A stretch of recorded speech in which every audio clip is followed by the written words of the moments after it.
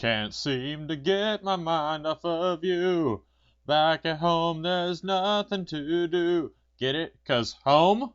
Hello, everybody, and welcome back to another spoiler podcast on the Comics Kid 2099's channel. My name is Conner Nielsen. I am one of your co-hosts, and joining me, as always, this is his channel, after all, is the Comics Kid 2099. Hello, Connor. How are you doing today?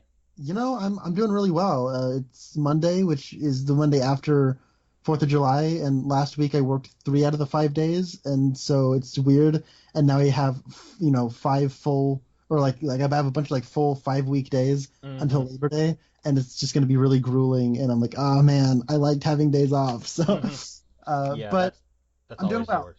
I'm doing well. We're talking about Spider-Man: Far From Home, which is a movie that you will tell us about.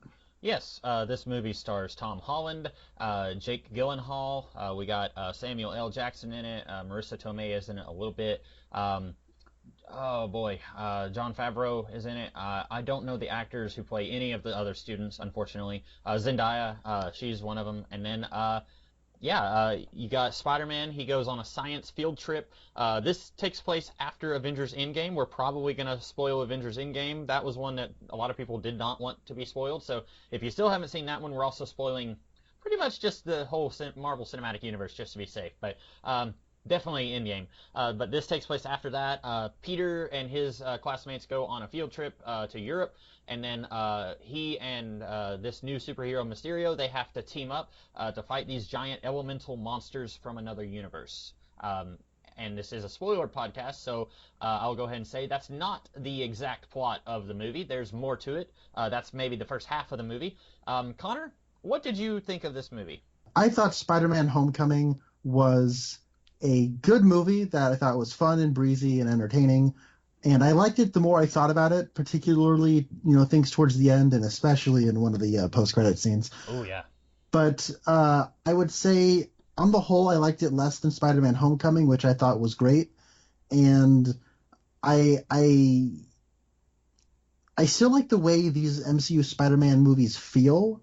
They feel very different than the rest of the Marvel Cinematic Universe. They feel very youthful and breezy, and they just have a way of capturing the lives of these characters differently than, say, Captain Marvel or the Iron Man movies do. So I liked it, and I want to watch it again because I'll get into it, but the first 20 minutes were kind of rough, and not just because I think the first 20 minutes of the movie were a little rough, but on the whole, I did like it, specifically Jake Gyllenhaal. How did you feel about Spider-Man: Far From Home, Comics Kid? I liked it quite a bit. I don't really like how in this universe Peter is so closely connected to Iron Man. I liked it as a conceit to get him into the plot of things in Civil War. I thought that worked well, and I kind of like the idea of, Tony never had time for a family, and so he's kind of a surrogate family to Peter and vice versa. I like that as an idea, but I also would like to get to a point where we have a Spider-Man movie where he's not constantly talking about his relationship with Mr. Stark. And that, I knew we were going to have to deal with the aftermath of Endgame here, and I was surprised. Stark's legacy is very present in this movie, but I was surprised we didn't have more of Peter whining about Mr. Stark is dead, wah, wah, wah. But we didn't have as much of that as what I thought, so that was good. I'm really looking forward to Spider-Man 3 Home Invasion, or whatever they'll call it. I feel like each one, we're going to have a home something. I'm hoping in the third one we don't have any, well, what would Mr. Stark do? Or hey, Mr. Stark left me that car. I don't need to have his connection to Iron Man be shoved in our face all the time. I'd like to get to a point where we're just watching Spider-Man movies, and this is good. I really enjoyed it. That's my minor nitpick, but I feel like as we get into it, if you pull up a problem you had, I'm probably going to agree with you, even though at the moment I can't think of any big problems. That's my big one, the one I've already. But I kind of liked it. At first, I was thinking I liked it more than Homecoming, but I think really I like them both about the same. I haven't seen Homecoming in a little while. I probably should have watched it before I rewatched it before I watched this one. But I think I liked them about the same. So why don't we talk about the first 20 minutes? Okay.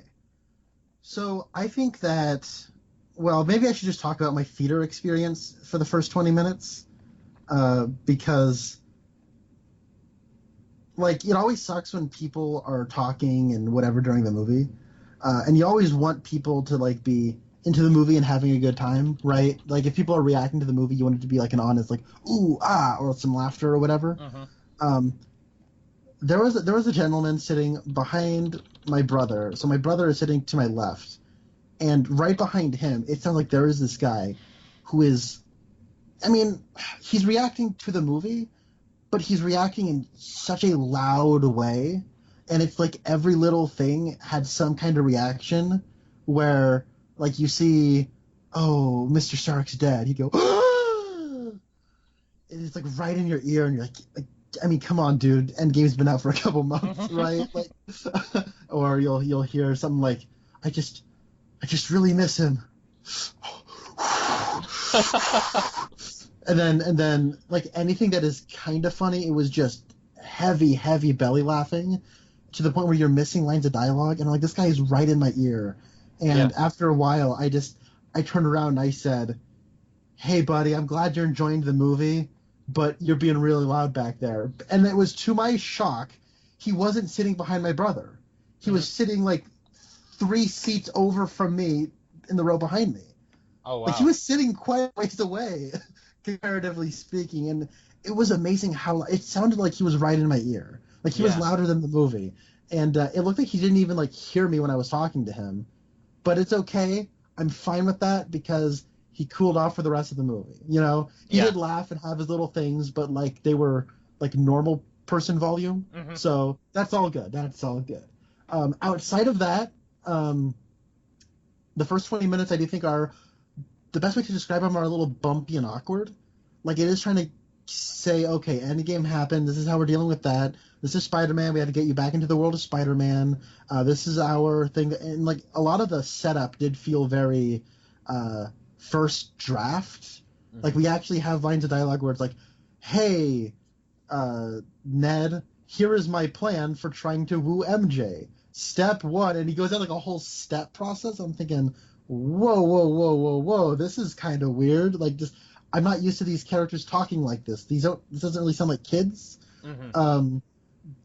And then, but once the guy behind me kind of quieted down, and I feel like the ball really got rolling on the plot, I did get to like it more. I like the clear beginning where it's like the school news station doing their, like, in memoriam of those lost in Endgame. I thought that was pretty funny. And I thought the exposition explaining like what the blip is and how the people came back and how that's affected the school life and how like some of the kids from Homecoming just aren't here, and like one of the kids from Homecoming is now like a big tough like jock guy. Like, I thought all that stuff was pretty good, and I thought it set the stage up serviceably, but it was like, from what I was used to in Homecoming and what this movie really got to once the ball got rolling, I thought it was kind of clunky and a bit awkward. Yeah, I can kind of see that. I didn't really pick up on it, like the 7-step plan thing.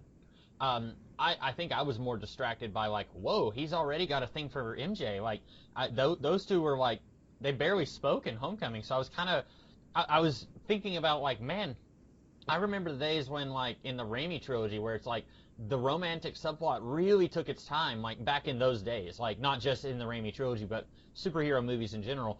And I was thinking, like, they're really, like, stepping it up. Like, they're getting the ball rolling on that subplot. And I was like, yeah, but, you know, superhero movies are faster paced nowadays. Like, you know, I remember being shocked that Pepper and Tony were a thing in the first Avengers movie. I remember thinking, like, surely they're going to kind of put that into full-blown relationship in the third Iron Man movie. So I think I was distracting myself thinking about, like, how fast that was moving during that part of the movie. And it is a little silly that Betty and that other guy are having to explain the blip everyone at the school knows about it. Everyone on planet Earth knows about it. You don't have to explain it to anyone except for the guy who sat behind Connor at the theater, who apparently didn't see Endgame. Like everyone else knows. So I was, but I there are times where I see exposition that's clunky, and I give it a pass because it's like, yeah, it's clunky, but I don't know how else you would do it. They could have done like a text on the screen before the movie and say like, remember, 5 years ago, Thanos was killed, and then he was killed again. Like, and I'm thinking like, yeah, it's probably best they don't do that. Like, I'd rather it be integrated into the movie. So I agree with what you're saying, but it didn't bother me. Well, I think that particular piece of exposition I'm okay with. I thought it was funny. I like Angourie Rice. I think she's a funny actress, and That's Betty. that's Betty. Oh. I'll always know her as like the little girl from The Nice Guys. Okay. If you've never seen The Nice Guys, you totally should because it's awesome. But like and those like little like news stations, like the awkward like school production team, that was one of my favorite little things in Homecoming. I'm glad they were able to give it its time to shine at the beginning of this movie because they're on summer break for the rest of the movie. So I'm okay with that. But you're right. Like, yeah, all these people know, but the audience kind of wants to know how like the street level people see this, because one thing I like about I think I talked about this in Homecoming is what I like the most about Homecoming is how this was like a corner of the Marvel universe that I hadn't thought of. I hadn't even considered before Homecoming. But when I saw that, I couldn't imagine universe without it, And I like how it was like street level, like a Green Daredevil, Jessica Jones kind of way, It was street level in a way that would have consequence in the movies as well, which is kind of cool. And I like how it really relates to the contemporary high school experience. I started high school like 10 years ago, this upcoming September, and my little brother's in high school right now, which is kind of surreal. But it is a situation where I don't think high school has changed all that much from when I was in high school, but it has changed some. And I really connect with the way these movies capture that high school experience. So this was related to something, but I kind of forgot. Anyways, this movie, though, once it gets rolling, it did really, like, I was able to really relate to it. And it's actually through a very specific set of circumstances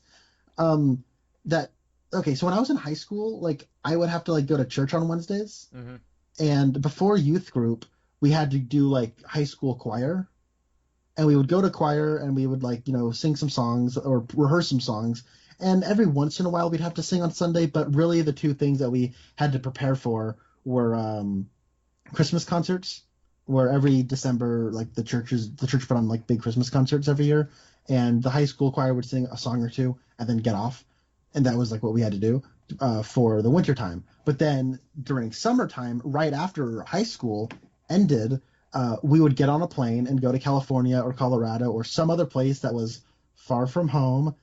And we would go on choir tours. So what would happen is we'd like go around and like serve at like homeless shelters and like go to other churches and sing there. And like we would have like a full like hour set of music that we had to sing. And, of course, you have to, like, go in with your bags and go to hotels and you, like, get on a bus and you have to go around. And it was just a really fun experience that I got to look forward to every summer after high school was over. And this movie really captured what that was like in a way that wasn't exactly what it was like. Like, there's always, like, on tour, on choir tour, there was always, like, a couple that would just get together at the beginning of tour and then break up very shortly after tour. That's in this movie. And then, of course, me being kind of a bit of a pipsqueak when I was in high school, similar to Peter in this movie. Like, I'd have a crush on this girl, and I'd be like, okay, I got this plan where I'm going to get her and talk with her, and we're going to, like, be a thing because we're having this great experience, away from home and everything. And your plan to get with her is, like, completely built on a series of circumstances that if they don't work out, then your whole heart crumbles. And that's exactly what happens to Peter in this movie throughout most of it. And boy, oh boy, did I find this movie relatable. And so once we got to that stuff, I was really into it. I don't think it's quite as strong as Homecoming was in terms of balancing the superhero stuff and the high school drama. But I do think that there was that little hook for me where I was able to kind of fall under its spell. Yeah. And I'm curious now, like, someone who's in high school right now, I'm curious if this movie resonates with them more than somebody who's been out of high school for a little while. And I don't feel like, I mean, because you said you started high school 10 years ago. I graduated high school 12 years ago. So I'm an old man, and I never did go on any of the class trips. I part of it was just money. Like I remember my junior year, the class ahead of me, they went to Italy. And I remember just thinking, I don't even want to know what that's going to cost, like that, because I know if I wanted to go, I'd be having to pay for it, and it'd be insane. But like, not just that, but like, I wasn't friends with the groups that went to like Europe for their senior trip. I wasn't really part of that crowd. So I'm glad that this is authentic to that experience for you, and I'm assuming many others. But I do, like, I remember someone I used to work with was saying that, and he graduated ahead of me. He said that when they went to Italy, so one girl was like jogging in the morning and almost got kidnapped. And I'm thinking like, dude, that sounds really dangerous. Like, why do they let people go to foreign countries for their senior trip? Oh, well, it's in the movie. Like, they almost die multiple times. So like, that seems totally accurate. Hopefully that's not too accurate. Hopefully there's not a lot of people who almost died on their senior trip. But yeah, I am curious, like people who are approaching their 30s or in their 30s and beyond, if this movie is just like, well, this is a fun superhero movie, and it doesn't quite, I'm curious because, we talked about with Homecoming how that was a very, it felt like an 80s teen movie, like who was the guy that's really... John Hughes. Yeah, John Hughes. He was very influential on John Watts, who directed this and Homecoming. So that felt like it was kind of capturing that spirit, and I'm curious if people who watched that, if they were thinking like, yeah, this feels like an 80s high school movie, and I'm wondering if it feels the same now. I'm curious. Yeah, I am curious. I think I found out the best way to describe the way these movies feel. Do you know how, like, when you're young and you're, like, in school, and then you go into summertime, and summertime just feels different than school time? Mm-hmm. Yeah. These movies feel like summertime when I'm a kid. Yeah, that's a good. I think that's the way they feel to me. I think that's why I really kind of have a soft spot for them. Yeah, but it's interesting because my brother Spencer, he didn't like Homecoming all that much. Mm-hmm. He thinks it's okay. He's not a big fan, but he liked this movie more than Homecoming. But he still thought it was just good. So okay. It's interesting how we differentiate there. Yeah, I really wish I had rewatched Homecoming like right before I went to see this one because I really liked it too. And I just don't, I know we did a podcast on it, but I don't remember having any major flaws with it. I liked a lot about it. This one, I think maybe why I liked it so much, it feels different. Like this is set in Europe. Have we ever had a superhero movie set in Europe before, or outside of America for that matter? Like, I know like Venom, had scenes set in South America, but most of the movie set in San Francisco. So like that's true. I really like that this is doing something different, but it's still a lot of times you'll have a movie that's like we're going to do something different, and then they try, and it's like you're trying to do something different, but it's not working. Like it would have been better if you had just stayed with what you knew. This is doing something different, but it still feels like a good, like it doesn't feel like they were going way too far out of their comfort zone, if that makes sense. No, I get that totally. I think I read somewhere that this is the first Spider-Man movie to not take place entirely in New York. Mm-hmm. Because even in like Spider-Verse, they go to upstate New York, which means we don't want to be in a city, but we need it to be close to the city so that we can, you know what I mean? Like that's always what upstate New York means when you're in a movie. But now I'm trying to think about it. I'm sure there are others. Like I don't know, where does Hellboy take place? Hellboy 2. Isn't like the BPRD headquarters in like a different location in the second one? Yeah, and I recently, we watched the recent Hellboy movie and we both just loved it. It was like the movie of the year. And then I watched the first Guillermo del Toro movie after that, and that one, part of it's like in the Arctic, I think, because or it's in Russia, not the Arctic. I don't remember where the second one takes place. I think it's like in a fictional, like they go to the Elfland and or the troll market. So I'm getting. It's been a while since I've seen the second one. Okay. I'd said after that most recent one that I wanted to go back and rewatch those, and I'd watched the first one. I just never did watch the second one again. Oh well, but no, yeah, no, and like the change of scenery is, I think, was much needed. Hmm. I'm glad we got to see Europe, but I'm also glad like it's not treating their European vacation like it's this big deal, and I like that. It is sort of matter of fact. Like, yeah, we're in Europe right now, and it's not like it does make use of the locations like Hydra Man attacks in Venice. Hmm. That's good. When they go to like Prague, I think that's when Molten Man shows up, and like you have like the festival that's happening, and they go to the opera house and everything. Like all that's is good. Like they're making use of the location, but it doesn't feel like when you like when you watch like a really low budget movie or like you're making a movie, it's like, okay, we only have this location. We need to like really make use of this location. We got to like just throw everything out, or like, oh my god, guys, we got the permit to shoot here. Let's really show off this location. It doesn't feel like it's trying to overcompensate by going, look it, we're in Italy. Whoa! But it strikes a nice middle balance there, and so it does make use of the location, but it's also not focus on the location so much. It does focus on the characters more than anything, which is nice. I guess. How did you feel? Like, let's kind of get more into like the superhero plot of this. How did you really feel about all the goings on with like Mysterio and Nick Fury and Spider-Man? Will he? Won't he? Or like Spider-Man having to juggle being a superhero while also being on a summer vacation. Yeah. Well, I like that. You have like in the whole plot of Homecoming was him trying to balance being a superhero and his high school stuff. He wanted to have his cake and eat it too. And this one, it's doing that still, but it's different. And I'm gonna keep coming back to that, I think, because now it's not that he wants to completely give up being a superhero. He's gonna go back to being a Spider-Man, but he just wants to take a little break from it. And I thought that was a realistic thing. Like, none of us are superheroes, but we've all been at, like, when you're in school and you're getting close to, where I went to school, we had 2 weeks for fall break, 2 weeks for Christmas break, and 2 weeks for spring break, and then we had a much shorter summer than other people, like other school systems did. So, like, when you're getting close to that, it's like, man, I'm really, really ready for a fall break right now. Like, he's wanting to, he wants to keep doing it, but and then by the time your fall break is almost over, it's like, I'm ready to go back to school. And then, like, the first day of school, it's like, I could go back to fall break now. But, like, I like that this is still doing that same thing where he's trying to balance his personal life and his superhero life. And I feel like that's a thing with Spider-Man more than anyone else. Like, you see that some in other superhero stuff, like in Batman Begins, there's that one part where Bruce is in the phone booth and he's got like the cap and he's kind of in disguise, sort of, and he's watching Rachel, and then her coworker like kisses her on the cheek or something, and then Bruce walks away, and then she's like, yeah, but that's not going to happen.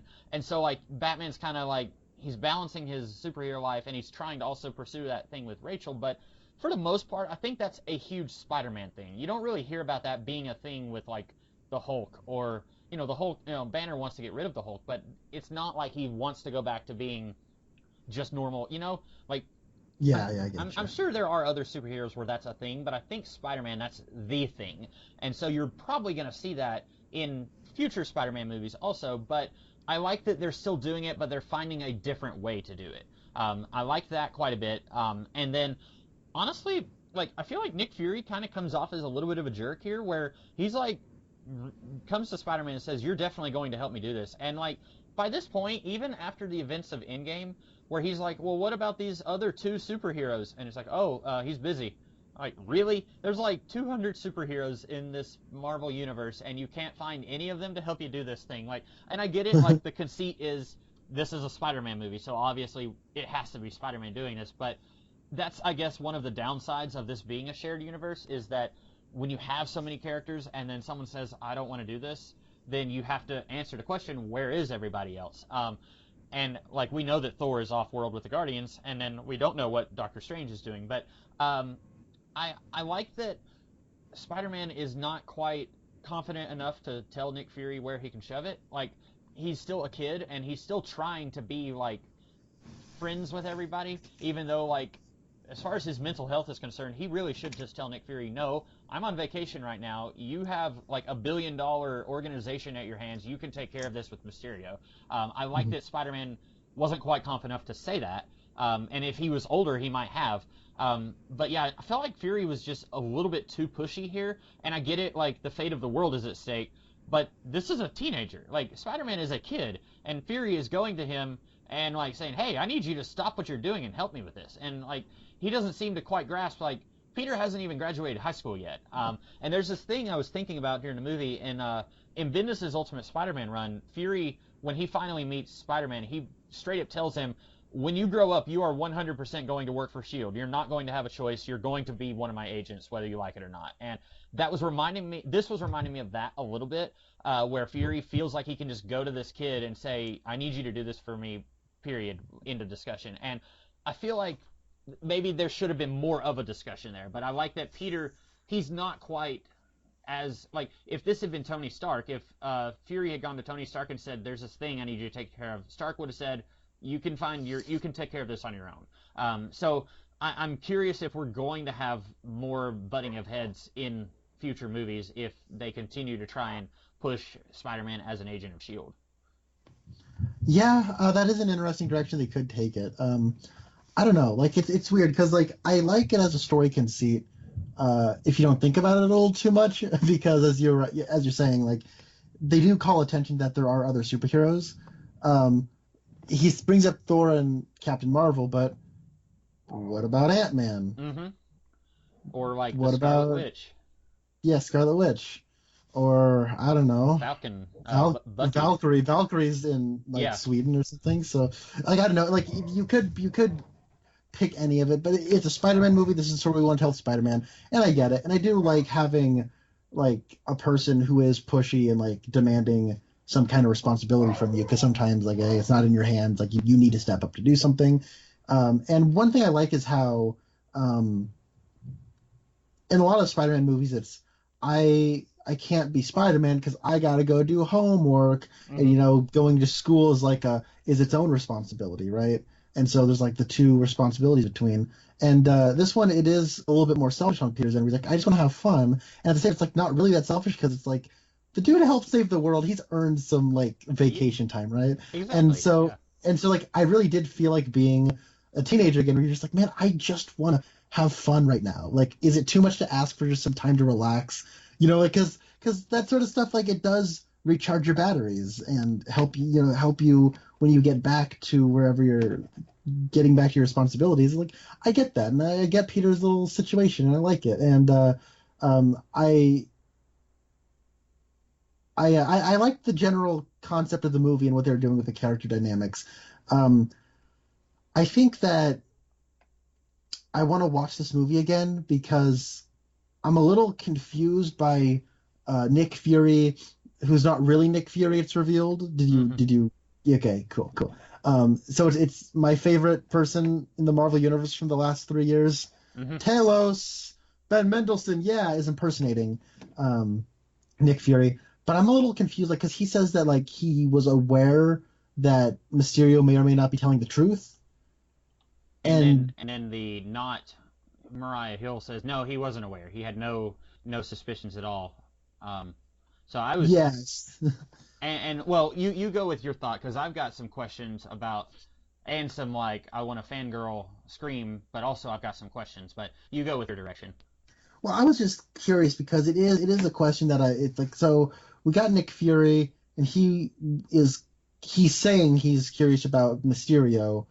Why bring Spider-Man into it? What can Spider-Man really do to fight elementals, or how can Spider-Man get intel on Quentin Beck? Was Quentin Beck wanting Spider-Man? Like it seems like a weird thing where Spider-Man and Mysterio's relationship sort of kickstarts because Mysterio approaches Spider-Man outside of the S.H.I.E.L.D. operation. Just sort of meets them on the top of a rooftop, and like you get it, because like Jake Gyllenhaal's character sees himself in a younger version of himself in Peter Parker, because like Peter Parker is like, hey, we need you to be the new Iron Man. Then you have someone like Quentin Beck who wants to be the new Tony Stark by taking over his stuff. And when you get Jake Gyllenhaal in those glasses, boy oh boy does he look like Robert Downey Jr. with that hair and stuff. Yeah. But like there's stuff going on there with like character dynamics in terms of like Robert, or I just called him by his actor's name, but Tony Stark saw Peter Parker as a younger version of himself, and so he kind of brought him into the Avengers, or at least helped him out with his crime fighting ambitions. and then he dies, and then you get Peter Parker, and then you get Mysterio, who is on the rise, trying to like capitalize on the power vacuum that has come about because of Tony Stark's death. So you have him wanting to become the new Tony Stark, also seeing a younger version of himself in Peter Parker. So he goes and talks, and so he has a moment where he's like, hey, don't be afraid, don't be sorry for being the smartest person in the room, right? Mm-hmm. And then that is Quentin Beck's real life philosophy, not acting, coming out in his performance. You know what I mean? Like the performance he's putting on for S.H.I.E.L.D. and everybody. So he goes and talks to Peter outside of the S.H.I.E.L.D. and like kind of approaches him, having a bit more of a heart to heart and saying he could really use his help and all that stuff. And it probably sounds like Quentin Beck is, he's lying and everything, but he does want to get Peter on his side eventually. Yeah. So it is a bit convenient that this just so happened to go along according to plan with what Nick Fury wants. You know what I mean? Like, There's no way I find it really difficult for Nick Fury to plan for that, because it seems by the time we get to the end that Nick Fury was kind of wanting that to happen, or at least anticipating that to some degree, and that might be a bridge too far for me. Yeah, I didn't think about that, but that is a very good point, because so Quentin or Mysterio, his whole plan hinges on getting these glasses from Peter. And I mean, what if he had gone he meets, it starts to fall apart when you put any logic into it, right? Like, the movie opens with Fury and Hill going somewhere in Mexico, and then Mysterio shows up and he says, hey, you get out of the way, there's a monster. And then we cut forward a little bit, and then Fury is trying to contact Spider-Man. Spider-Man says, no, I want to go on vacation. And then a monster shows up right where Spider-Man is, or right where Peter Parker is, and then Mysterio fights the monster. He teams up with Spider-Man a little bit. I'm not sure if Mysterio even knows that that's Spider-Man at that point, because all he sees is a kid wearing a goofy mask and like normal street clothes. And then I guess he knows, because he had the webbing. He was webbing up all the buildings and stuff. And then I guess maybe Mysterio talks to Nick Fury and says, hey, that Spider-Man kid, he was really helpful.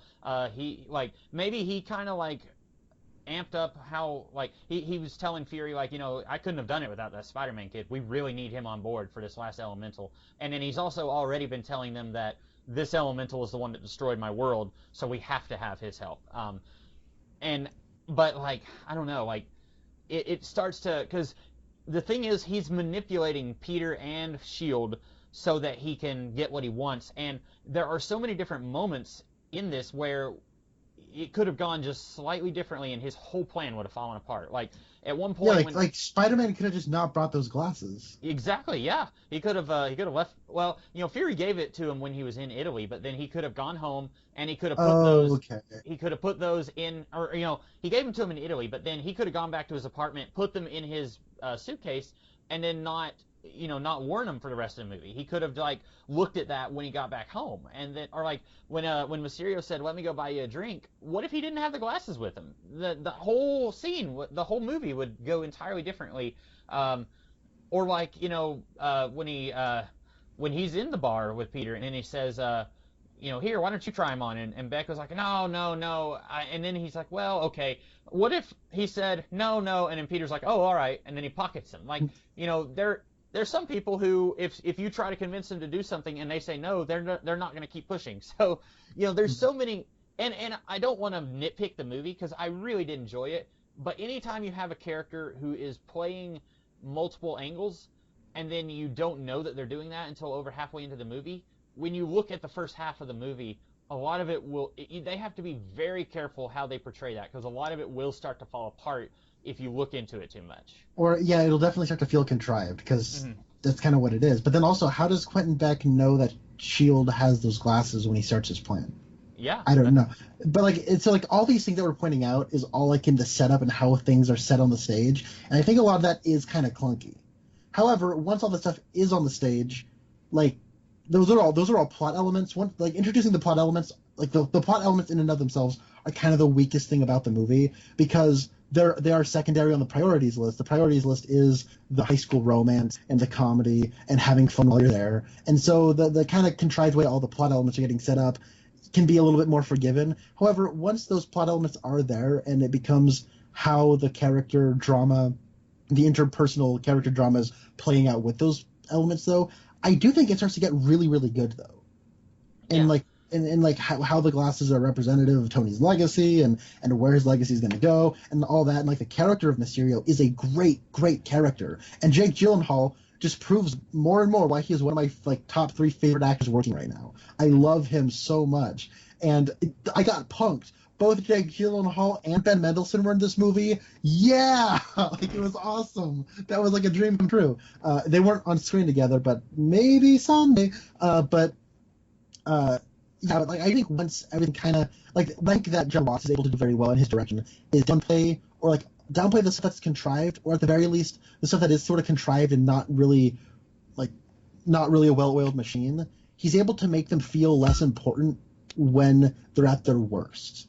And when they do become important, they are more well integrated and more well thought out than they are before. And it really wasn't until we started talking about like the Nick Fury angle and Mysterio playing both sides and Peter Parker just sort of making these decisions that are very convenient if they played out that way for Mysterio.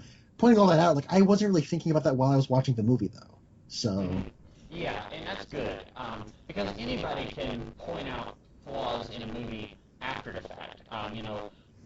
In Star Wars, Luke Skywalker chastises Han Solo for not believing in the Force, even though he didn't know it existed 20 minutes earlier. Anyone can do that, but I still like the movie Star Wars. And so, like, I enjoyed this movie, and a lot of this wasn't coming out in conversation, wasn't coming to my mind until we started talking about it. So I think it still works. I think a lot of what we're talking about right now is still mostly nitpick for me. There are a few things where I'm like, oh, that's weird, but I'm still on its level. I still like what it's doing. yeah, I agree. If I guess one thing I do want to talk about, I like Mary Jane or MJ. She's not Mary Jane. I like MJ more in this movie than I did in the last time. Mm-hmm. I think, and I was talking with my brother Spencer about it, and he liked her a lot more because my brother did not like MJ in the last movie because he felt like the people making the movie had a stronger understanding of that character, and I agree. And I also agree that Zendaya seemed to better understand the character she was playing, mm-hmm. and I think that she and Tom Holland have really good chemistry at that. And so I like that she has more of a role here. I know I've heard a lot of people say they wish she was in the movie more. I thought she was in the movie just the proper amount. Like I wasn't feeling starved for her, and I don't feel she overstayed any kind of welcome. Like I thought she was in the movie just as much as she needed to be. And Ned, I feel like he's a little bit more of a caricature of his sort of character type this time around. But at the same time, I do like him trying to have Peter's back. And one of my favorite little moments is where they're in the opera house, and you hear the opera going, oh, and then he has this dramatic no, where he lifts a fist up in the air as he's like, no, I can't, I'm trying to cover for Peter and it's not working. He has that kind of moment, and I thought that was a funny little touch. So I liked MJ, and I liked a lot of the supporting cast. I love this guy as Flash Thompson. I'm always going to know him as Zero from the Grand Budapest Hotel. But by the way, let's just stop this podcast real quick. That's a fantastic movie. I have seen it twice. That's a great movie. You and I should talk about that sometime, even though no Twin Peaks connections. It's just a great movie. Also, sorry I've interrupted you, but there was a trailer, and I don't remember the name of it, but that's this guy Zero from Grand Budapest Hotel. He's in it, and he's a big fan of Bruce Springsteen, and I think it's set in the 80s. Do you know what I'm talking about? Yeah, I saw the trailer for that. What's it called? Blinded by the Light? Yeah, and I was thinking, this looks like Sing Street. This looks like... It does look like Sing Street. And I was thinking, oh man, Connor needs to watch that. So, anyway, you were saying you like Flash Thompson, and I agree. I think that, his little live streaming thing is, a really fun, Chekhov's gun that I didn't realize was a Chekhov's gun until they're using that to track where the class is without their phones getting tracked. You know what I mean? I thought that was really fun. I didn't see that one coming, and he has a little moment at the end where That's so bad for him. Yeah, where his mom doesn't show up to pick him up, and it's more of the layers are starting to get pulled back, and I really like him. And also, my girlfriend's brother-in-law looks like an older version of this actor, and I think that's really funny. But hold on, we got to stop this again. So when did you watch Grand Budapest Hotel?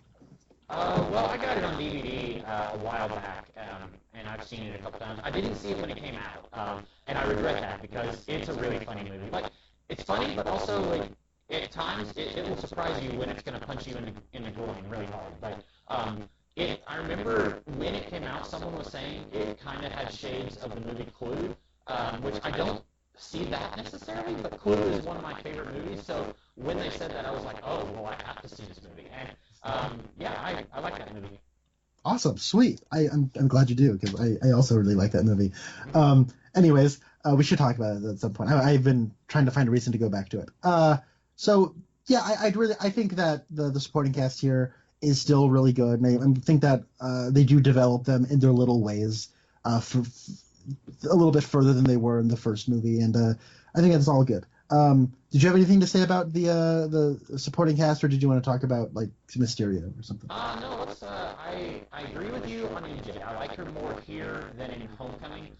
In Homecoming, I think they were really trying to rein her in, not her acting, but keep the character in it as little as possible because they wanted to do their it's MJ, we're gonna call her MJ at the end, and so they wanted to just kind of have her like, hey nerds, like that was the extent of her role in the first movie, and so here she actually gets to act and she gets to be a character, and even more so than Ned, and I agree. Ned, his usefulness in this isn't quite as much as it was in Homecoming. I thought I was going to get a little annoyed by him and Betty and their relationship, and it was a little frustrating. Like because they were just one right after another. Like, hey, these two are a couple. Like they're taking pictures and they're holding hands and they're texting. And I was with Peter. I was kind of like, oh, come on, guys, that's enough.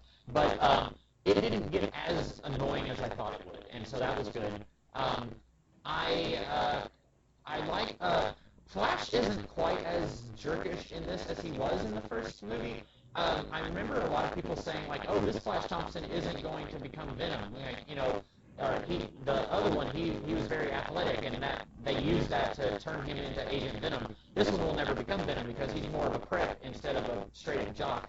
And I was like, yeah, they probably aren't going to go in that direction anyway. But I like that they are slowly.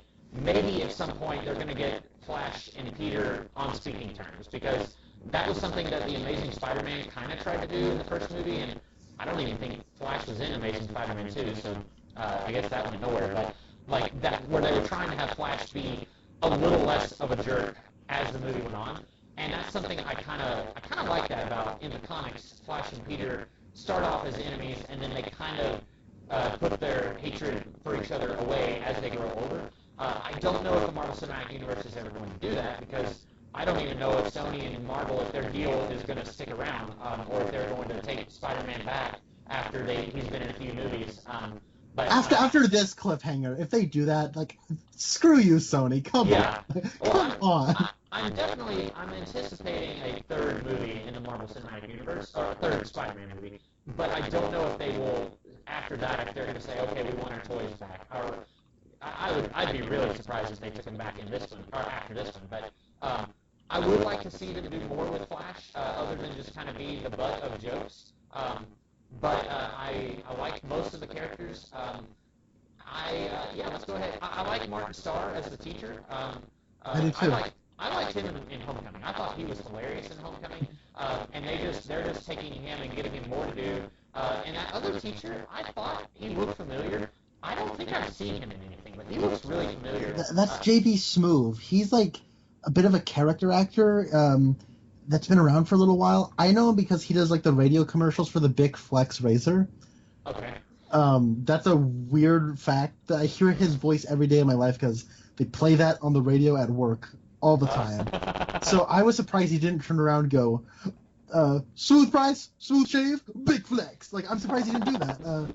But, I think it's cool that he was able to find a break in his schedule recording radio commercials to be in Spider-Man. So, but very quickly oh, sorry, you're going to say something funny. Oh, no, his running joke of, like, as a scientist, I think it was witches. I thought that was hilarious. I also thought that was pretty funny.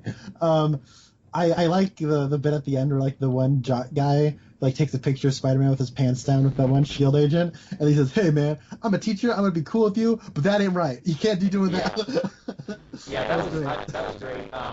And that jock who I'm calling Asian Robert Patterson, like he looks just like. Maybe I'm just seeing too much into it, but as soon as I saw him on the TV screen, I thought, that's Robert Patterson. No way, he's Asian. And I was like, they wouldn't get Robert Patterson to be in a Spider-Man movie, would they? He's already Batman. His hair looks just like him. You're right. Whoa. And his jaw too. Wow, he does look a lot like Robert Pattinson. Um, Sorry, but you like from what I understand about the Sony Marvel deal, they got 2 solo movies, and that was the deal. So I don't know if there's a third one planned. I really really hope there is. yeah. But I also know that in the Marvel Sony deal, there has to be another Marvel Cinematic character in the movie. That's why Iron Man is in the Homecoming, and that's why Nick Fury's in this movie. I'm assuming that was like something that Marvel wanted. I think so. Maybe I don't know. Like just to let people know, guys, he's in the Marvel universe. Look, there's Iron Man. Here's Nick Fury. But I think that based on this cliffhanger, if we don't get a third movie, I'm gonna be bummed because I think with a third movie, because in this movie Flash is full on like Spider-Man fan, Peter Parker hater, classic mode, and I think that's a lot of fun. But also at the end, like we said, it was a spoiler discussion. Like he gets his identity outed, right? Yeah. And like there would be no reason for Flash not to be like, whoa, Peter Parker Spider-Man? I think he's cool. Maybe give him a little bit bigger of a role. And I think they should absolutely do Kraven the Hunter next. Like, he's hunting for Peter Parker. His identity's been outed. Do that. But at the same time, I also felt like at the ending of the first of these Spider-Man movies with Homecoming, I thought that Marissa Tomei's Aunt May would get a bigger role. And she has a smaller role. Like, she's more of an accessory to Happy's character than anything. And I thought, I think Marissa Tomei is a total professional. She's funny in this movie. She does her job. But I just wish she had more of a character. And I think her little thing with Happy is funny. But I was kind of hoping for more from her based on what I thought the first movie was kind of projecting with that ending. Mm-hmm. And I guess if this had been in New York, she would have had a bigger role. But this being a class trip, there's no way that. And you're not wrong. Like one of my complaints with Homecoming was that most of the female characters felt incidental in the movie, and I like that MJ gets more to do here. I really like that a lot. You're right. Aunt May still kind of is just in the background, and I also wonder, because Aunt May was so pivotal in the Raimi trilogy and in the Amazing Spider-Man duology, I wonder if they are trying to kind of rein back on that a little bit. Like, they've never mentioned Uncle Ben. We get to see his initials on the briefcase, and that's it. So I wonder if they're not using her as much as they could because we've already seen a lot of Aunt May in the previous 2 versions. Maybe. It just feels like they're straddled with this character, and they don't really want her around, though. Yeah, it does. Because they didn't have to tell Peter going on a vacation story. You know what you could have had? You could have had Aunt May as a chaperone. That would have. You know what I mean? Like you could have done that, but it does feel like they don't really want her around, and I think it's a shame because Marissa Tomei is a really good actress, and I like her as Aunt May. Like, I mean, it's weird that she's young and attractive and everything, but oh well, like she's still like a lot of fun in the role, and she lights up the screen. Her as a chaperone would have been great because it would have added a wrinkle to the him trying to I'm just going to take a break from Spider-Man right now, and like she would have been there like, hey, you need to go do that, and he's like, yeah, but I want to go kiss MJ, and she, or because you have it both ways. He wants to just hang out on a school field trip and not be Spider-Man and get with MJ, and then you could have Aunt May being like, no, you got to be Spider-Man, and he can be cock blocking him to get with MJ. You think a great dynamic. But anyways, that's a move. It's okay. But at the same time, though, I had then you have like a reference to Uncle Ben, and Spencer pointed this out to me. I forgot about it. Like, it's like probably one of the last remaining items of her dead husband, right? And then at the end, it's like, oh, where's your luggage? Oh, that's right, it blew up, and we just sort of make a joke out of it. And I'm like, that was Uncle Ben's suitcase. Like, yeah, I didn't think about that. Spencer pointed that out, and I'm like, wow, you're right. Okay, it does feel like they don't want Aunt May and Uncle Ben into Spider-Man, and that's weird. I was okay with them skipping the origin in Civil War. I thought that was a very good move to make because we've already seen the origin a couple of times. But I'd be okay with them at least mentioning it. This is a movie where, well, it's not. I was gonna say like use the fear toxin, have him like see Uncle Ben saying like I'm disappointed in you, but then I was thinking, no wait, there's no way that Mysterio would know what Uncle Ben looked like. But Right. he could have done something like that. Like if Aunt May was a chaperone, then Mysterio might have seen a glimpse of her, and then he could have used her. I don't know. You're right. It feels like they're shafting the character, and I almost want to give them a pass on that, because if we hadn't, even if we still had the Raimi trilogy and we hadn't had the Andrew Garfield Spider-Man, we might have had more Uncle Ben and Aunt May in these movies. Maybe I think. Yeah, I agree. So let's talk about Mysterio. Yeah. So obviously you and I know that Mysterio is a bad guy. So like he shows up 10 seconds into the movie and then he's fighting these monsters, and so I was like, oh, okay, they're doing a Dragonheart thing. Like that's a cool idea for a villain. I don't think we've really seen that in a superhero movie before. Like, it's in Dragonheart or like A Bug's Life, something like that, where, well, no, not A Bug's Life is different, but I thought that was a neat supervillain scheme.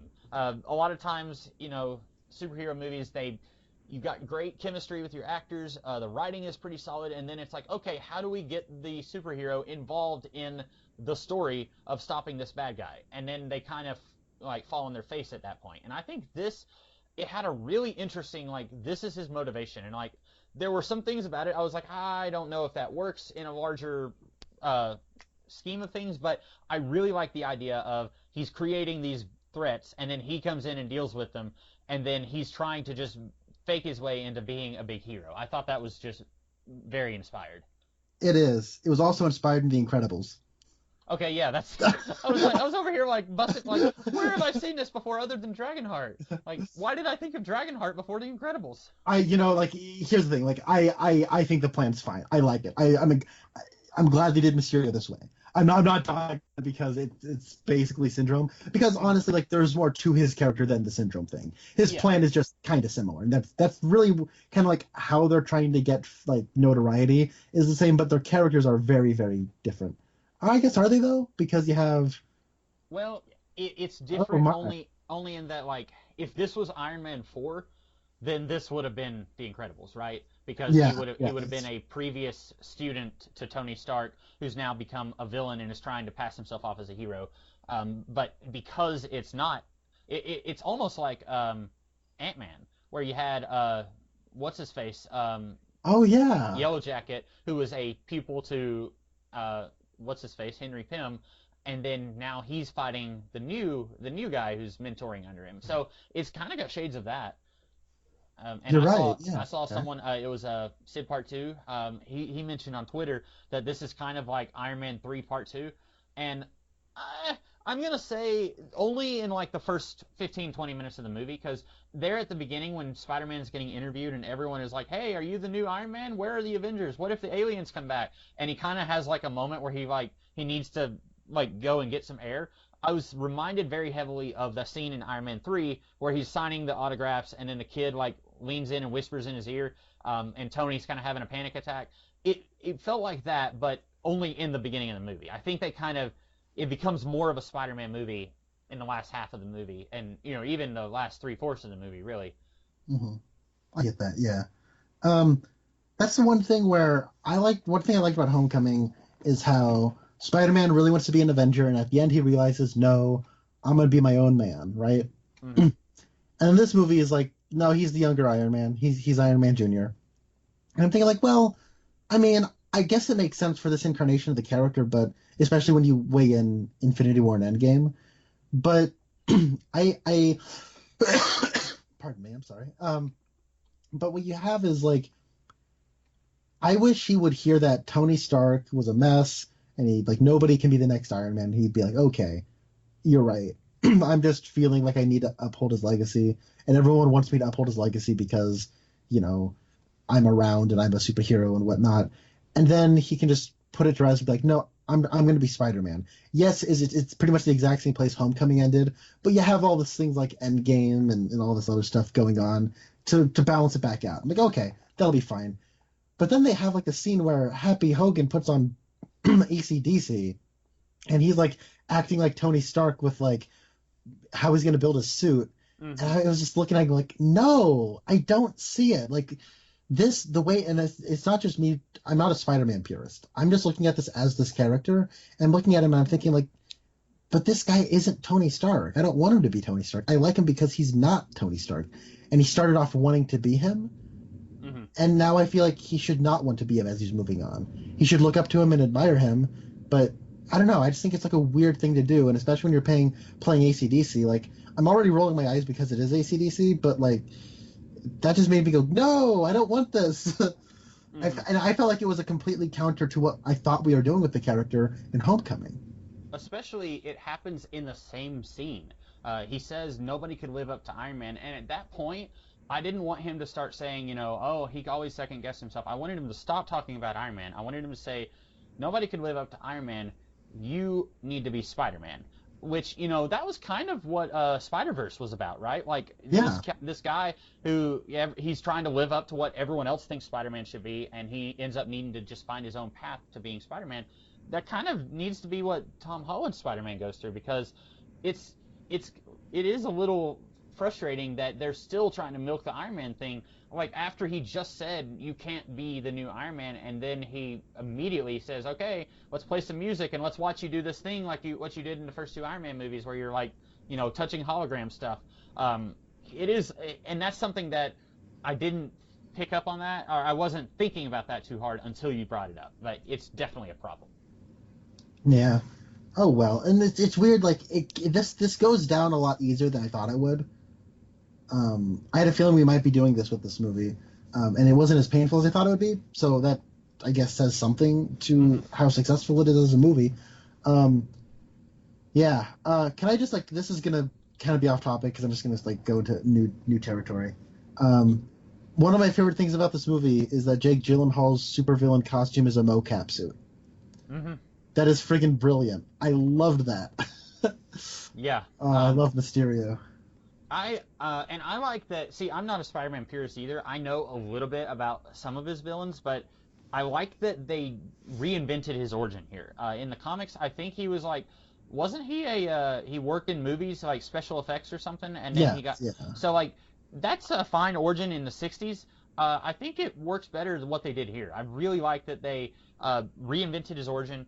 I will say I have a problem in the Marvel universe as a whole, saying that Tony Stark, after he had his I need to stop using and abusing people. You have Iron Man 3, and then later down the line you have Civil War.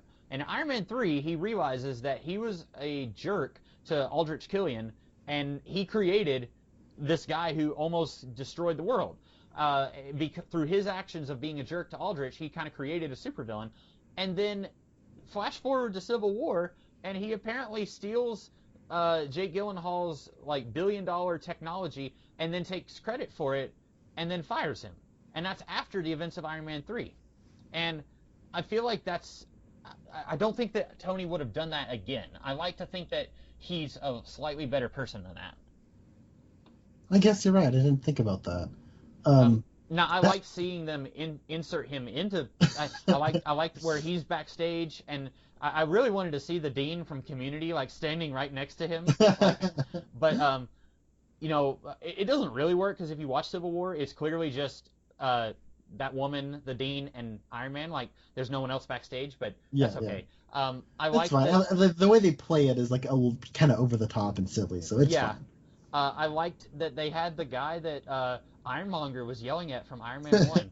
If you had told me that guy was going to show up in another movie, I would have said, you are a liar, and I want you to get out of my face. And then when he was like, and you, and I was thinking, oh, are they going to keep doing it? Are we going to see someone from the Incredible Hulk? Or that person who Captain Marvel stole his motorcycle in Captain Marvel? Are we just going to see all these people? And unfortunately, after that guy, it was okay, and then all of you other guys, you're important too. I was like, oh, okay. Well, it's funny because the guy who Obadiah Stane yells at, it's funny. We saw his origin story and we didn't know it. That's really fun. Well, and what I thought was odd. I like that. I like that they're grabbing this random character from Iron Man 1, but he wasn't really enemies with Tony Stark, was he? But now they're acting like he's like, yeah, thank goodness Tony Stark is dead, woohoo! He probably lost his job because like he has that line where he's like, Tony Stark was able to build this in a cave with a bunch of scraps, and then his line is, well, sorry, I'm not Tony Stark. And he probably got fired because he wasn't Tony Stark. Yeah, probably like he should have come up to Peter and said, well, sorry, you're not Tony Stark. Oh yes. I would have clapped. I thought we were maybe... There's a part in the movie where he's downloading something into a flash drive and then he leaves. Do you think we're going to see him again? I do, because I also took notice of that. Okay. Although that could have just been the footage that gets released at the end of the... That could be. I think that's what they're going for, but I don't know. Because it gets released after Mysterio died, I'm assuming you're right. But I also think crap! What if that's how? Like, what if we have a return of Mysterio and we're like, I thought he died, and it's actually this guy pretending to be Mysterio, See, and that way, go ahead. That way we can have Jake Gyllenhaal come back, but his character's still dead. Yeah. That's kind of what I was thinking. Like, in the Spider-Man: Homecoming, we had there's been multiple Electros in the comics, I think, or Shockers, or I think Shocker, maybe. There's been like one or two guys who have called themselves the Shocker, and we got to see both of them in Spider-Man: Homecoming. So I was wondering if there's been more than one Mysterio in the comics. I know there has, because I remember Kevin Smith created a brand new Mysterio, but I don't know if that's this guy or not. Maybe, I don't know. It probably was the footage that we saw in the post-credit scene, but I just didn't pick up on that at first. Yeah. I just realized that when I was talking about it, so I was like, oh wait, hold on. So let's talk about those post-credit scenes. This is probably one of the first times where I've been legitimately excited for both post-credit scenes. I think the only other time I can think of where I was like, okay, yeah, both of the Guardians 2 had like 5 post-credit scenes, and I liked that because it didn't make it feel like I was sitting in the theater for 25 minutes waiting for the post-credit scene so I could go home, because it kept like, here's another one, and it kind of distracts you from the fact that you're watching credits. So I like Guardians 2, but other than that, I think this is the only time where I was like not in the least bit disappointed that I stayed for both of them, because I think both of these were really good. And I was expecting, the first one. Again, spoilers if you haven't seen these, but the first one is pretty like, wow, I just peed my pants a little bit. Yes. Do you want to talk about it? Okay, let me tell you what I was expecting. Okay. For this way to end. So I'm thinking he and MJ are going to be swinging around. They sit down and she's like, hey, okay, bye. And then like they look up, there's like a building. It's like the Daily Bugle. Huh. Wonder what that is. It's like a new thing that's going to be getting built. And I thought it would end with a nod to that. So what happens is the big TV in New York lights up, and it's like, hey, this footage has just been leaked to us, and it's like footage of that framed Spider-Man as being responsible for the drone attacks in the climax of the movie, and it's like Mysterio is like, Peter Parker is Spider-Man, and he's like this big, oh no, moment, right? But we find out that this footage was leaked from the Daily Bugle, and we get J.K. Simmons back as J. Jonah Jameson, and he's like in full like Alex Jones mode. It's oh my god, wow! I never thought I would see that. I legitimately never thought I would ever see that again. Because I mean, before this movie came out, I remember someone saying like, kind of complaining like, it's been 12 years since we've seen J. Jonah Jameson on screen. When is it going to happen again? And as the credits were rolling, I thought it's probably not going to happen in the Marvel Cinematic Universe. Like it's going to have to be like 3 reboots down the line before we ever see Jonah again. And so I thought that was really great that not just that they brought back J. Jonah Jameson, because that was cool, but that they got J.K. Simmons again. I thought that was great. I wish they had made him look a little bit more like J. Jonah, because he's in real life, J.K. Simmons doesn't have that much hair, and it looks like they just brought him in and put him in front of a camera and didn't do a whole lot to like make him look like Jonah. I wish they had made him look a little more like Jonah, but that's a very minor detail. I was so whenever they first were like, the hero who saved the universe, he's dead and it's Spider-Man's fault, I thought, oh, okay, so this is how we're gonna get like Spider-Man to be public enemy number 1, and like we're one step closer to this being Spider-Man, and I thought that's cool. And then it's like, Spider-Man's name is, and then it cuts out, and I thought, oh, that was a close one. And then it cuts back in, and he's like, it's Peter Parker. And I was like, what? No! And then it's like, and it showed like where he's like, I want to go back and watch this movie because there's the part where he's like on the ground dying and Peter is like canceling the drone attack. And I'm just imagining like Mysterio like getting his phone out for a selfie like as he's dying and like videoing the whole thing like, haha, screw you, Peter. I thought that was great. But yeah, so then that one was a huge doozy, and I was just thinking like, oh man. And what sucks is if this was like its own little superhero universe, Spider-Man Home Invasion would probably be like seconds after this movie ends. Like it would just be immediately like, okay, let's jump into it. Now the whole world is hunting Peter Parker down. But if the next Spider-Man movie takes place in like, well, it comes out like 2 years from now, then we're gonna skip a lot of the cool stuff that I want to see. Maybe. What you're wanting is like John Wick 3, where it begins right after the second one ends, and it's just super awesome. Mm-hmm. Oh my god, dude. I really hope they call it Home Invasion because that would be freaking hilarious. I think it's also. I hope it's in the realm of possibility. Like, I'm still mad they didn't call this one the Winter Formal. Oh yeah, I was waiting to bring that up. And you had a really great idea that Chameleon like gets that shapeshifter technology that Black Widow had in Civil War or Winter Soldier. Like that was a really good idea, and I'm looking at it. I'm like, that's probably not going to happen because this takes place 5 years after Infinity War, and so Chameleon would have to have been using that technology for like 7 years. But maybe they could still do it. I'd be up for that if they did it. Yeah, totally. I think it's still doable because Yeah. if you can change your face, you wouldn't exactly get noticed right off the bat, you know? I think you can still have it as like a quick throwaway bad guy at the beginning of your next movie, but not as likely as it was this time around. Mm-hmm. But like, you gotta go back to J. Jonah Jameson, man. Oh my god, yes! Mm-hmm. I'm so excited. I'm gonna be perfectly honest. I didn't hear anything he said because So I was so in disbelief that this was. I thought I was dreaming. Like when he popped up, I was like confused. I'm like, there's no way this is real. And especially sitting next to me, and he just goes, yeah! He screams, and everybody bursts into applause and cheers. And then I look over to my girlfriend on my right, and I just like bury my face in her shoulder, like, I can't believe this is happening. And I turn over to Spencer, and I bury my head in his shoulder, and I'm just like, I can't still. I'm in shock, and I just hear him doing his thing where he's like, blah, blah, blah, blah. I hear Spider-Man, I hear him say Menace. I'm sold. I don't need any more. Like, it's amazing. So what did he say? Did you hear him say anything? Because I didn't.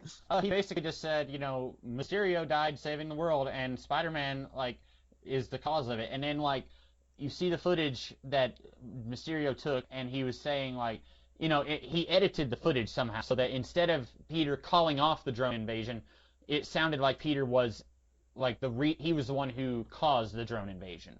And basically, I don't remember his exact lines of dialogue, but he was basically just saying like you said, Spider-Man's a menace. All right. Well, that's good. That's good. I'm all maybe for it. maybe they knew it would be like, people are just gonna be freaking out that we got him back. Let's not have him say things of too much consequence. So.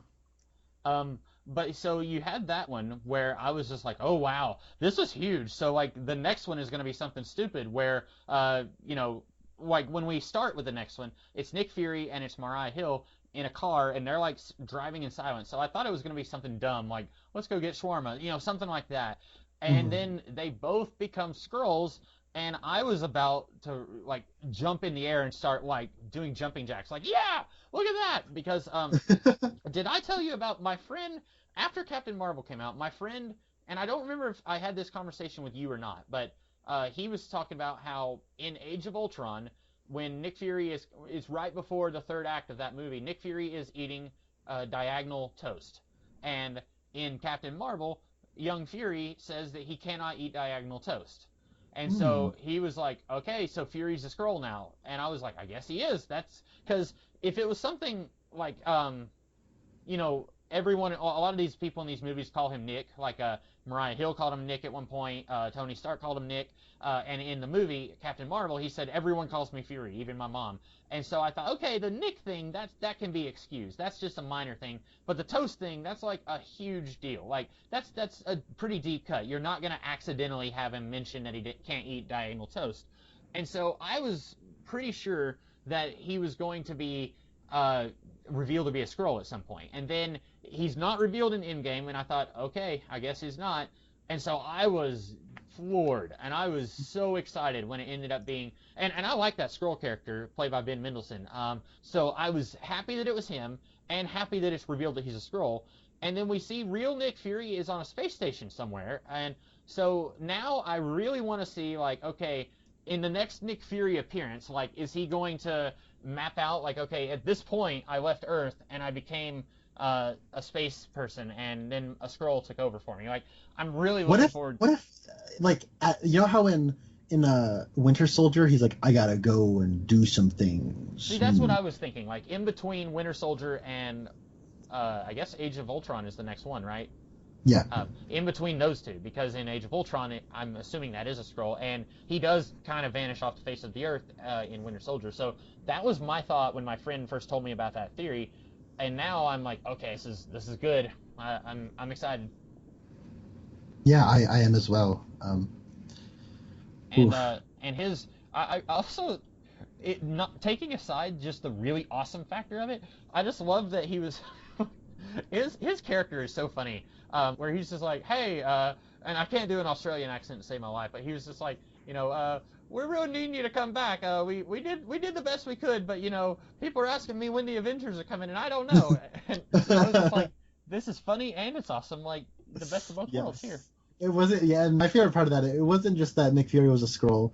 Nick Fury was Talos, and he's like my favorite. He's like my favorite Marvel character from like the last 3 years. I love him. I love him so much.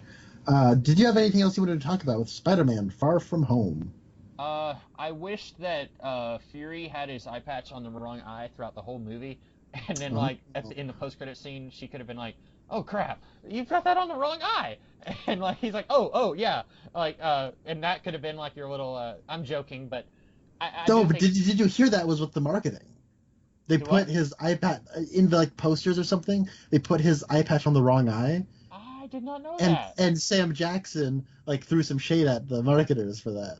And that would have been hilarious if he did wear it on the wrong eye throughout the whole thing, and it was because he is a Skrull. Like, that would have been great. Yeah, and like Peter would have had no reason to have known. Like, hey, isn't that supposed to be on the wrong eye? Because I'm wondering if they threw in a little reference to Talos at some point in this movie, and we just didn't catch it. Like, if there's some line of dialogue or something that he said before that big reveal that would like clue you in, like, oh, that's something that Talos said, but I don't know. I can't think of any references that they gave off the top of my head. Me neither. I guess I'll have to go back and watch it again. Mm-hmm. But yeah, I don't have anything else to say. I like this movie. I was watching it even though I knew that Mysterio was going to be the bad guy, and I was pretty sure he was doing a Dragonheart / Incredibles thing. I was still, by the time Peter leaves that bar and then he's like, hey, we did it, I was still kind of sad to see him turn out to be a villain, even though I knew that he was going to be a villain, because I was starting to really find him charming and really like his relationship with Peter. And ultimately, I like that they didn't just do the same thing that they did with Michael Keaton in The Vulture, where by the end of that movie, he likes Peter, and he's actually sticking his neck out for him a little bit in prison. I like that they're not doing that here. I like that this villain is going out of his way with his dying breath to screw Peter over. So, again, I like that they're doing things that are a little bit different. Yeah, I agree. I think that's really fun. I love Jake Gyllenhaal. He's one of my favorite actors. He's so good in the role. And I guess we didn't mention, but like the Mysterio illusion sequences are a total blast. And they're really trippy and fun. Like when Nick Fury picks up Peter from where he is in his car, like everything from there is an illusion, and it suckered me, because when he shoots Nick Fury, everyone in the theater gasped. And then when Nick Fury like shoots Mysterio, and then like all the SHIELD shows up, and they're like, all right, what did he say? And then he gets hit by a train, like all of it. And then like when we cut back to like Mysterio is talking with Nick Fury in the building, I thought, wait, hold on. Then I had to like remember back and go, oh, all of that was an illusion. That's awesome. Yeah, I knew as soon as Mysterio got shot, I was like, okay, this is way too early for the movie to end. But I really liked the way that played out. I thought that was good. Yeah, and then the other illusion stuff was great, like in the kind of the climax through the little hall where it goes all dark. That was fun. And then like the stuff for like all the like the grave, like Iron Man coming out of the grave and all the Spider-Mans jumping on Spider-Man, and it's really good stuff. I thought it was really inventive and fun. And John Watts has sort of had a very mannered directorial style throughout these two, where he's not very flashy. I actually watched the original Sam Raimi movie the day after watching this. He ain't Sam Raimi in terms of like how he shoots things, but I think that the illusion sequences really pop and have a feel of their own, and that's in large part due to how much they contrast with the rest of the scenes. Yeah. I like the movie. I don't have anything else to say. Do you have any closing thoughts? No. I'm also. You had mentioned this earlier, but I was really hoping this could be called the Winter Formal. The only prediction I have left to hold on to now is that hopefully when the Spider-Man Home trilogy ends with Spider-Man Home Invasion, he'll be swinging around New York and they'll be playing I'm going home to the place where I belong.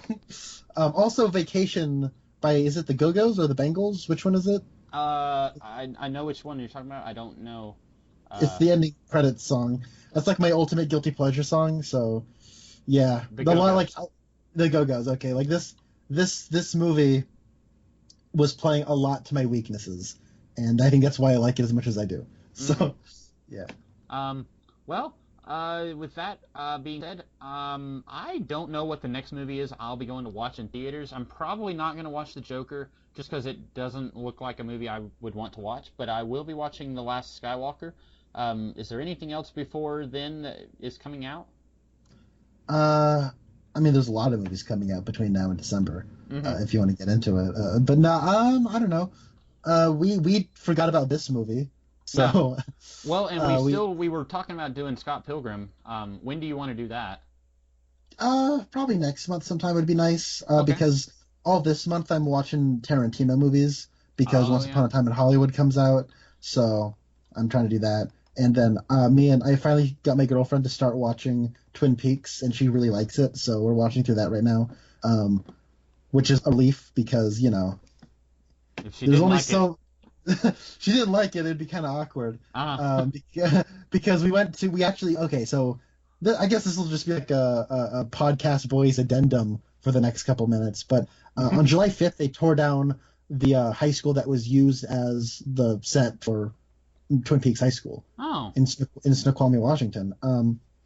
And because of this, I found out about this news. Me and my girlfriend and my little brother Levi, and then our colleague Rasco from LA, we all went up to Snoqualmie, Washington, to go see the sites that they used because that's where they filmed the pilot for Twin Peaks. So I went to the Double R Diner and I saw the sheriff's station and I saw like all the locations, and it was really cool. We went to the high school, which had a lot of construction stuff around it, but still, yeah. That's really cool. It was a blast. It was a day trip. We saw the Palmer House. It was crazy. Was it a big town or? Not really. It's crazy. Like the Double R Diner, like it was full when we got there, but we got there around noon, so that's like the lunch rush, and like there wasn't like a line. Like we were the only people waiting, and a bunch of people left, and by the time we got finished, like the diner was halfway empty. Like it was not really busy, and like we went to where the sheriff's station is now, which is just like a place where you can race cars. It's weird when you see the building that was used for the sheriff's station. Like they keep driving like away from the station in a direction, and there's nothing over there. Like it's just the ending of a parking lot. You know what I mean? And so like it was weird. It was really trippy. I loved it. We saw Ronette Pulaski's Bridge. We went there. Anyways, I posted it on Facebook, but it was a total blast, and it was a pretty small town, and so it was really nice. It was like a little tourist place that you didn't feel like you were a tourist at, so that was cool. That's really cool. I know you're a huge fan of Twin Peaks. There are things there are things in the Twin Peaks universe I like, and then there's some things I wasn't as big a fan of. But that Right. sounds really awesome. And I gotta give a shout out to my girlfriend. We watched the third episode, which starts out with the where we meet Jerry coming back from France, Mm-hmm. and he's got the baguette with butter and brie. She made those sandwiches for us Ah, and didn't tell me about it. So like we all had like a baguette with butter and brie for the road trip up there. mhm. It was amazing. It was awesome. Yeah, wow. That does sound really cool. Well, we'll be talking about the movie Scott Pilgrim. Is it Scott Pilgrim versus the World, or is it? Yes. Okay, Scott Pilgrim versus the World next month sometime, which is going to be a Twin Peaks connection because Michael Cera is in it and he was in Twin Peaks: The Return. So if you are interested in listening to that, be prepared to listen to us talk about that. Go ahead and rewatch the movie. And in the meantime, we will see you guys later. I'm the Comics Kid 2099, And I'm Conner Nielsen. and we'll see you guys in the future. Have a good one. Vacation, all I ever wanted. Vacation, had to get away. Vacation meant to spin alone.